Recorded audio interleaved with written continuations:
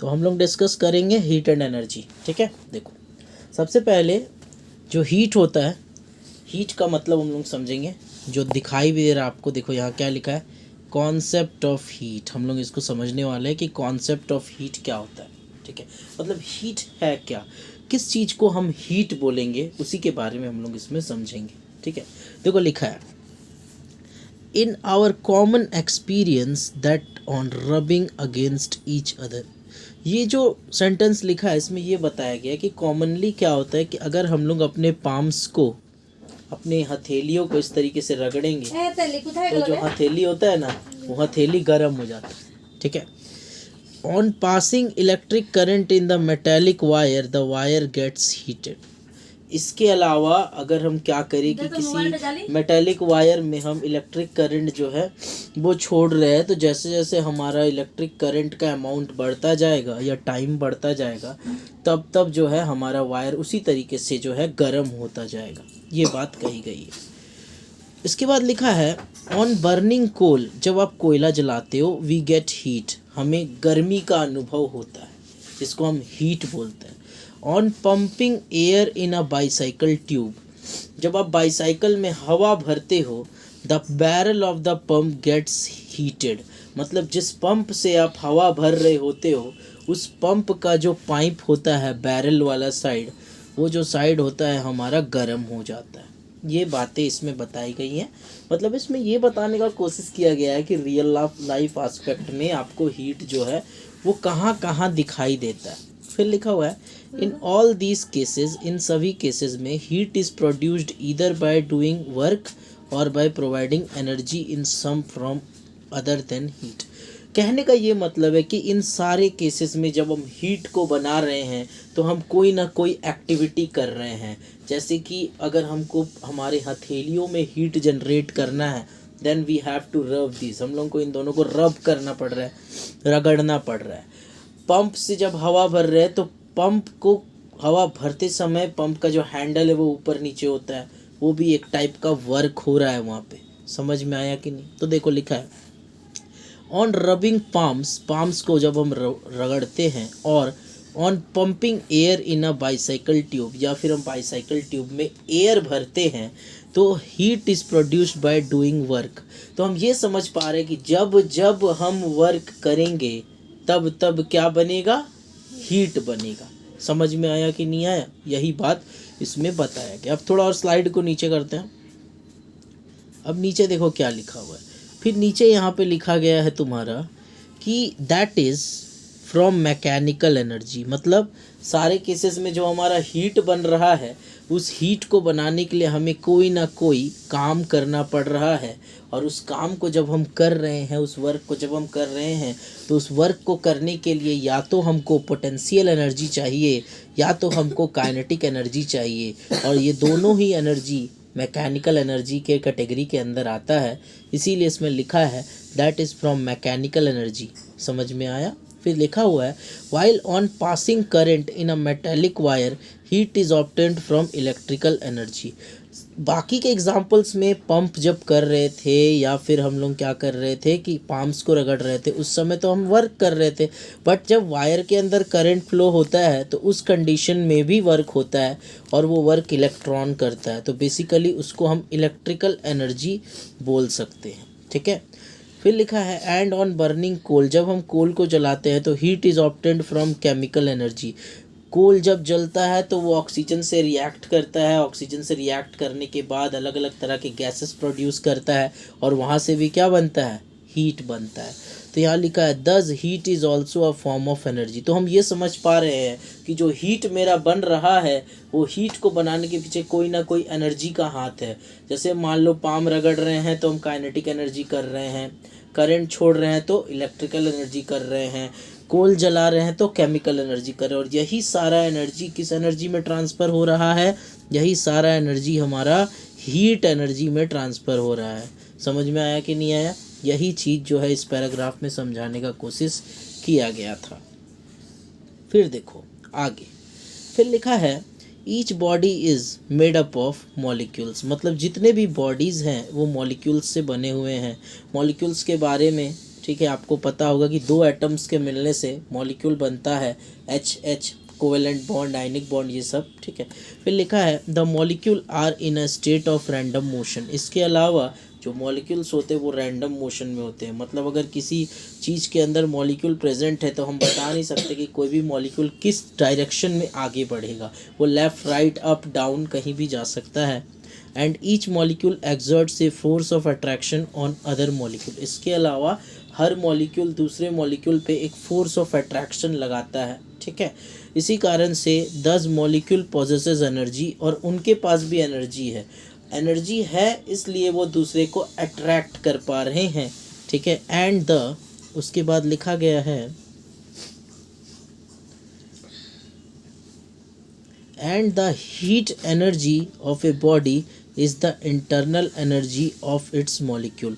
और हम ये समझ पा रहे हैं कि जो अट्रैक्शन बन रहा है मॉलिक्यूल्स के बीच में, वो अट्रैक्शन बनने का सबसे बड़ा कारण है उन मॉलिक्यूल्स के अंदर का एनर्जी। और उसी एनर्जी को वो किस एनर्जी में कन्वर्ट करने का कोशिश करते हैं? हीट एनर्जी में कन्वर्ट करने का कोशिश करते हैं। समझ में आया कि नहीं आया? फिर देखो क्या लिखा, a hot body has more internal energy than an identical cold body. याद रखना कि जब भी एनर्जी का बात होगा, खास करके इंटरनल एनर्जी का, तो एक गर्म बॉडी के पास ज़्यादा एनर्जी होगा in comparison to a cold body. मतलब एक बॉडी का अगर टेम्परेचर 35 डिग्री सेल्सियस हो और एक बॉडी का टेम्परेचर 10 डिग्री सेल्सियस हो, तो आपके दिमाग में रखना है कि इसके पास इंटरनल एनर्जी ज़्यादा होगा और इसके पास कम होगा। यहाँ तक क्लियर हुआ कि नहीं हुआ? अब आगे देखो फिर क्या लिखा है, व्हेन ए हॉट बॉडी, जब एक हॉट बॉडी को is kept in contact with the cold body, cold body के कॉन्टैक्ट में लाया जाता है, the cold body warms up and the hot body cools down. तो आप देख सकते हो कि अगर किसी भी गर्म बॉडी को, मान लो कि आप एक कंटेनर ले रहे हो, उस कंटेनर का टेम्परेचर 16 डिग्री सेल्सियस है, और आप एक और कंटेनर ले रहे हो, इसका टेम्परेचर जो है 35 डिग्री सेल्सियस है, तब क्या होगा, ये दोनों को जब कांटेक्ट में लाया जाएगा तो हम देखेंगे कि इसका टेम्परेचर कम होने लगेगा और इसका टेम्परेचर बढ़ने लगेगा। इसका मतलब क्या हुआ? इसका मतलब आप ये समझ सकते हो कि इस बॉडी ने अपना इंटरनल एनर्जी इसको सप्लाई किया है, और वही इंटरनल एनर्जी क्या बनता है? हीट बनता है। समझ में आया कि नहीं आया?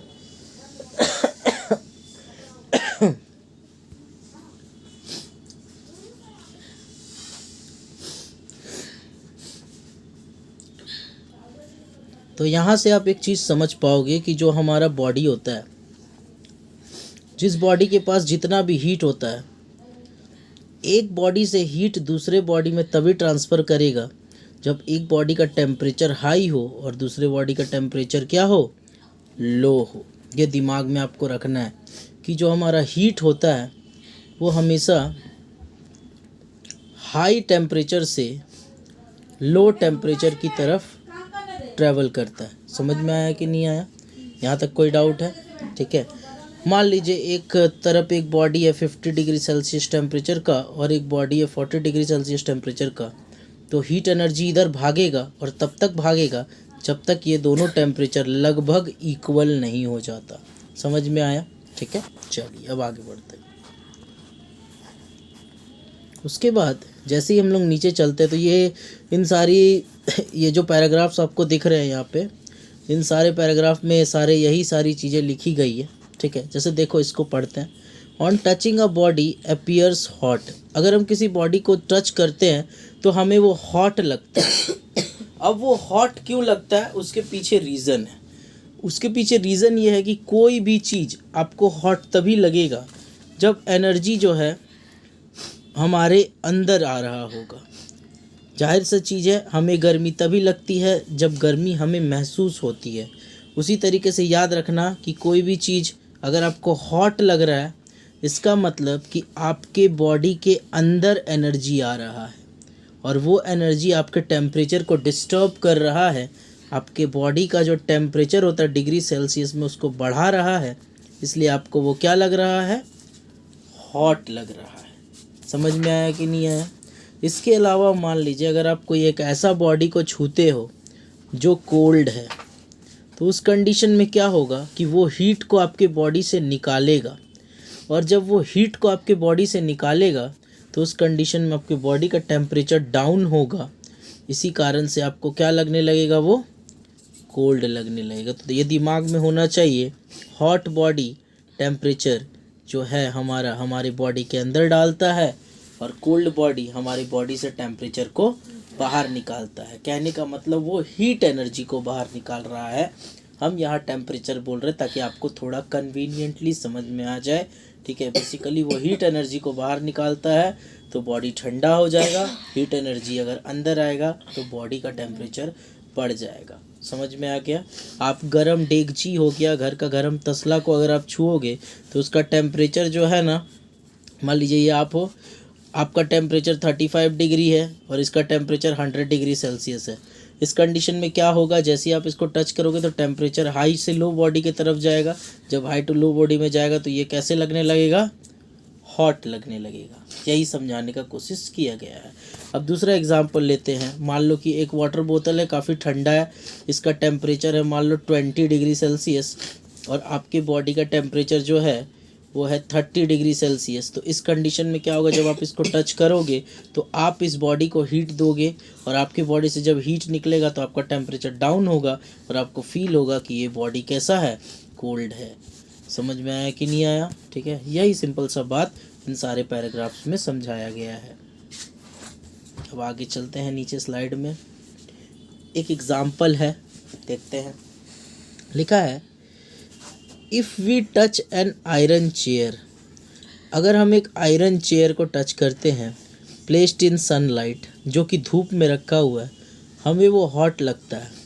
अब ये हॉट क्यों लगेगा, अब ये हॉट, मान लो यहाँ एक हम चेयर बना रहे हैं, ये मान लो एक चेयर है, ठीक है, ये आयरन का चेयर है। ये आपको हॉट इसलिए लगेगा क्योंकि इस बॉडी से हीट निकल करके आपके बॉडी के अंदर जाएगा, ठीक है। चलिए अब चलते हैं अगले स्लाइड पे।